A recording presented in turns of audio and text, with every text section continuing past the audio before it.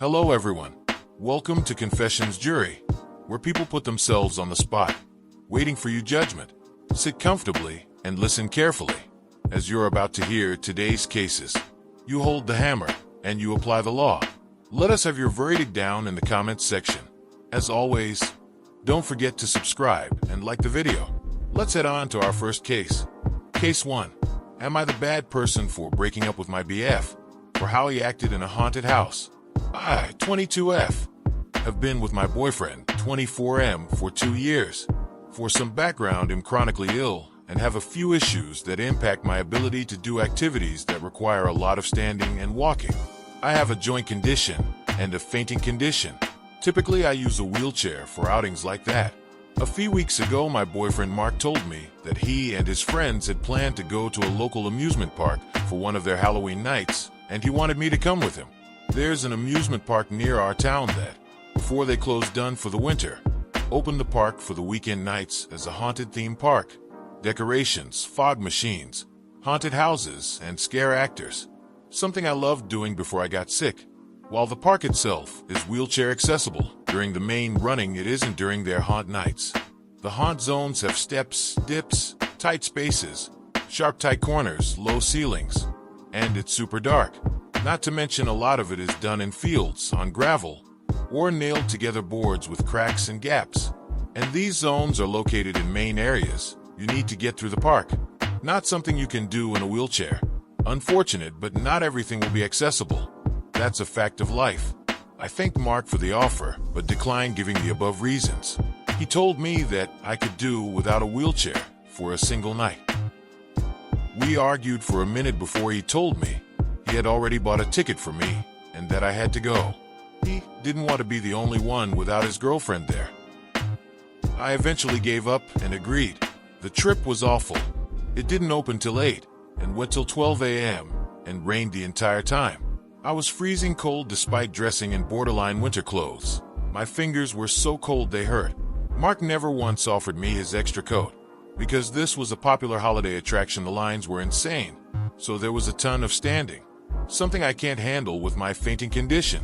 My boyfriend refused to make his friends stop to give me breaks to sit, and he wouldn't stay back with me because he didn't want to miss out. So I had to kneel on the wet, muddy ground so I didn't pass out.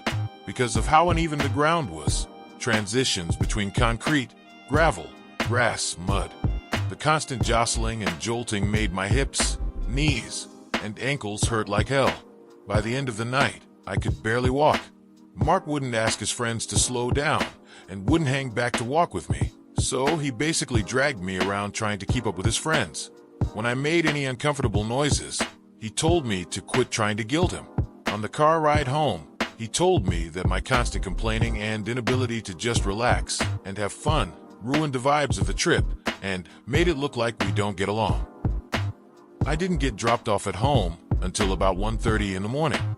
I ran a bath to soak my aching body and to seriously reconsider my relationship.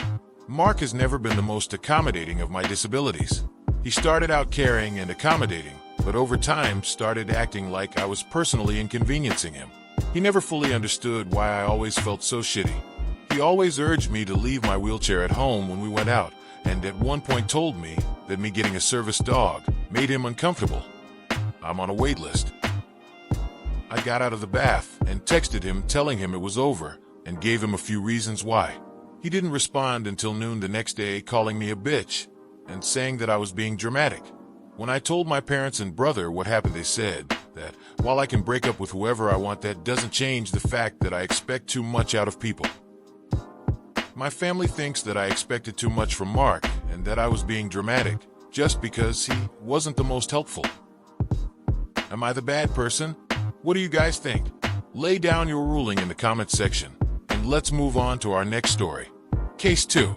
Am I the bad person for completely cutting my wife off from our finances because she wouldn't stop ordering takeout? I am 41 years old and male. My wife is 39 years old. My wife doesn't work due to a minor disability. It's not as if she cannot work, but she complains of discomfort and exhaustion all the time. The discussion over her working basically ended 5 years ago, and I have completely given up on the prospect of her ever having a job again. seeing as she doesn't even come close to qualifying for disability and brings in no income. We currently live entirely off my salary. I do not mind financially supporting her, but my wife's spending habits have gradually become more and more reckless. It began with her ordering takeout twice a week, and then that escalated into 3 times a week. And now she's ordering takeout nearly every day. This is all despite our fridge being stocked constantly. I do the shopping, and I make sure to even keep our freezer full of things she would only have to microwave. Last month was a particularly heavy one for her. She spent $1,176 on delivery apps alone. We cannot afford this. There were several days that she ordered twice. I may have reacted harshly, but on Friday, I pulled money out of our savings, completely paid off the card, and then canceled it. I then removed all the money from our joint account and funneled it into my own account. Apparently, my wife learned this when she tried to order takeout. She tried to call the company, who explained the card had been canceled. She texted me asking what had happened, and I responded that she was cut off. Well, when I walked in the door that evening, my wife was lying on the floor dramatically, saying that she had low blood sugar. I told her she could eat any of the food we have in our fridge or freezer. I also noticed that she took the garbage out, probably for the first time in a decade. I'm surprised she even knew where the outdoor bin was. I can only assume she was disposing of the evidence of what she ate, as she was pretending to have not eaten. But I honestly don't care enough to dig through the garbage to find it. She was furious at me all weekend. Was what I did over the top? What do you guys think of this one? Let us know in the comments section, and let's move on to our next story. Case 3. Am I the bad person for telling my wife I'm done with her emergency calls and leaving her stranded? I, 32M, have been married to my wife, 29F, for 4 years, and we have a 3-year-old son. She's not a bad person, but she's constantly in a state of chaos, and every little thing becomes my problem. No exaggeration, I get these emergency calls multiple times a week. Flat tire? Call me at work. Forgot her wallet? Call me. Grocery store out of her favorite oat milk? Blow up my phone like the world's ending. It's relentless. I work full-time and do my fair share at home with our son. Diaper duty, bedtime stories, cooking, cleaning, you name it. But these crises are killing me. I've told her before that unless it's a real emergency, like someone bleeding or stuck on a highway at night, she needs to figure it out. I don't have the bandwidth to drop everything constantly. The last straw came 2 days ago. I had to take my son to the doctor because he had an ear infection, and I was already running on fumes. While I'm in the waiting room with a fussy toddler, she calls me in a panic because she locked herself out of her car in front of a Target 5 minutes from home. I told her, I can't leave. You'll have to call someone to pop the window. She freaked out, saying that would cost too much. She didn't bring enough cash, and I was being unreasonable. I stayed firm, said she needed to figure it out, and hung up. When I got home later, she was furious. She said the guy charged her $150, and I should have come to help because she didn't think to grab her wallet. I told her, point blank, I'm done rescuing you from things you can easily handle. You need to stop acting like everything is a disaster. Now she's barely speaking to me, acting like I'm the villain for not dropping everything for her again. My brother thinks I was harsh, but my mom said I was right to set boundaries. Am I the bad person for leaving her stranded this time? Can't wrap my head around that story. What do you think? Who is in the wrong there? Let us know down in the comment section, and let's move on to our last case. Case 4. Am I the bad person for kicking my mom out after she brought my ex into my home? I'm 21, and I just started living on my own for the first time.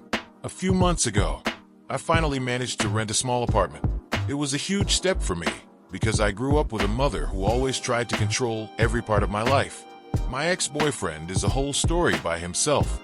We were together for 2 years, and during that time, he constantly cheated on me and emotionally manipulated me. When I finally got the strength to break up with him, I promised myself I'd never let him back into my life. But for some reason, my mom always found him charming. Even after we broke up, she continued talking to him, despite me begging her to stop. It was painful, but I couldn't stop her. Recently, my mom lost her job and couldn't afford rent for a while. I offered to let her stay with me for a few weeks until she found something else. Things were going okay until one day. I came home to see him, my ex, sitting at my kitchen table like he owned the place, drinking tea. My mom, completely unfazed, said, "Oh, I thought you two should talk and work things out." I was shocked. I told her this is my home and he will never be a part of my life again. And she just brushed off what I said. My ex sat there with a smug grin, like this was some kind of joke. I snapped. I told my mom that if she couldn't respect my boundaries, she could pack her stuff and leave. She started crying, saying she had nowhere else to go and that she was just trying to help. But I was so angry I couldn't even think straight. I walked into my room and left her to pack her things on her own. Now she's staying with a friend, but my entire family is furious with me, accusing me of throwing my own mother out on the street. They don't understand that she completely disregarded my boundaries and brought someone into my home who had emotionally abused me. Still, I feel awful. Maybe I went too far. Am I the bad person for kicking my mom out after she brought my ex into my home? You've sat down. You've listened. Now, it's time to state your ruling. What is it going to be? Let us have it down in the comment section down below. Thank you for watching. Please like this video if you enjoyed it and subscribe for more cases like these. In life, we may run, but we can never hide from true justice. Stay safe, everyone.